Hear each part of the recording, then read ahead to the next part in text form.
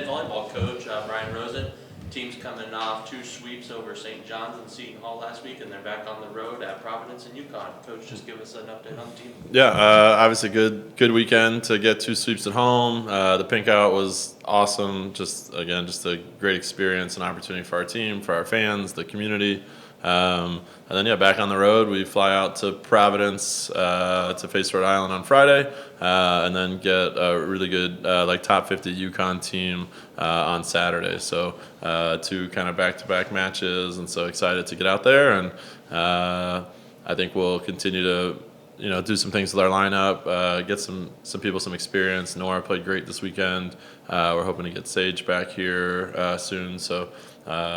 And then Liv's done an awesome job over the last couple weeks. I want to ask about Anna really quick. Yeah. Obviously, you talked about her a lot, but what makes her so dynamic as a setter, but especially just her ability to connect with so many weapons? Yeah, I think she loves kind of mixing up offense. I know it's something like she loves looking at stat sheets as much as we try to pull them away from her to see that she's mixing up everyone's getting involved, balance, those kinds of things. Offensively, she can be really good. She had back-to-back matches where she hit over 600. I think she had 9 kills in one and 7 in the other, and so that gets defenses to start jumping with her, and then she's good at distributing to the pins after that. And I think she's really good at adapting to different hitters. Ava and Abby hit 2 very different balls.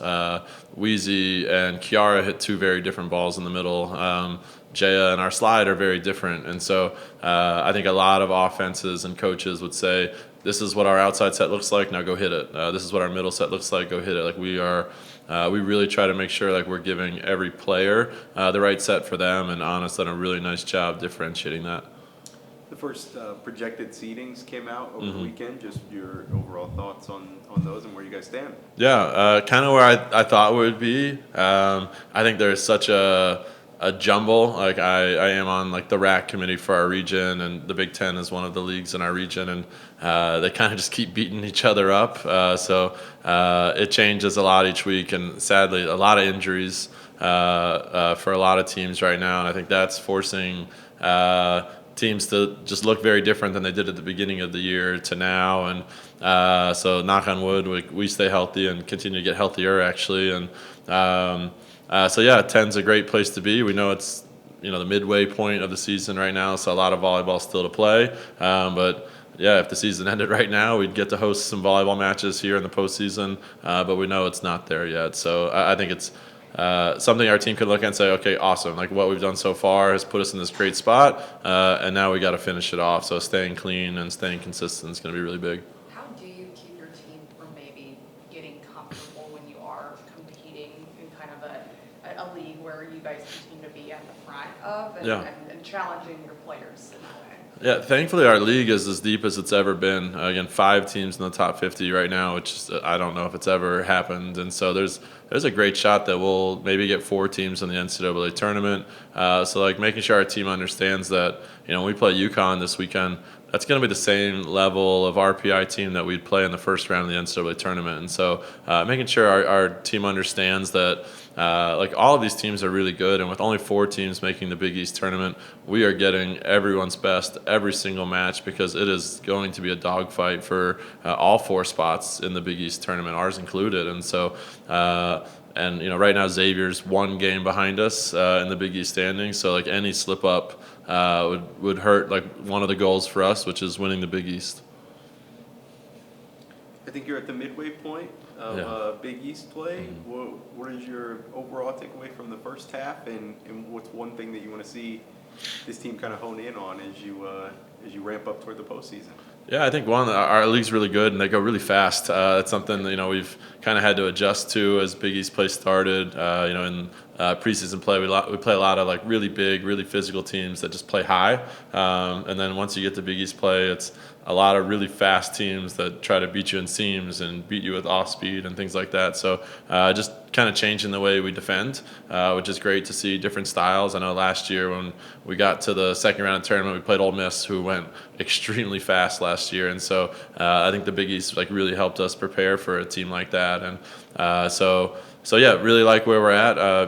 Being 8-0 and being mostly clean for the most part. But we've been in a lot of battles. I mean, I think every match has had at least a set or two that have gone into the 20s, have gone back and forth. We faced a couple set points in a game and came back to win. So we're continuing to get tested and battle and find ways to win.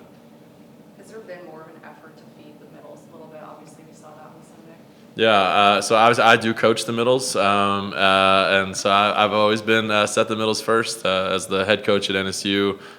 We had, I think, 3 straight years of All-American middles, and so that's definitely a big part of where I always want the offense to start, because I always, I talk to the team, anytime a middle is leading your team in kills, it's a team win, because it means we were in system, and it means we were able to have all 3 options, and so I love that we're able to get our middles going, because I know long term, like, that's going to open up like huge opportunities for our pins, which it already has. Abby's numbers, like, going through the roof right now, are, yes, in part to her, just kind of growing in some confidence, and then also in part to our middles holding blockers to give her seams to swing through, and same thing on the right side. So I just think establishing middles is a huge part of our team's overall success. How have you seen Abby grow from the start of this season? Yeah, I think she'll talk about it. She's just gotten a little more confident every weekend.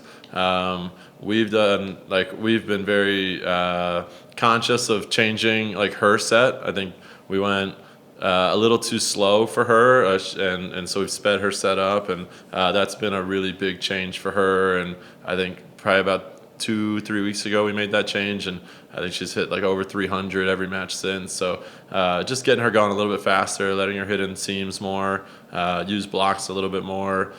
She's added some shots. I think she was not someone that liked to tip or roll or any of those things, so she's added kind of that to her arsenal, which has led to some kills, and just taking away some of her errors, like making sure she's okay, this isn't the right set, maybe I'm not, like, on the right step of my approach here, like, what can I do to stress the other team and limit my errors. And so she's done a really nice job of that.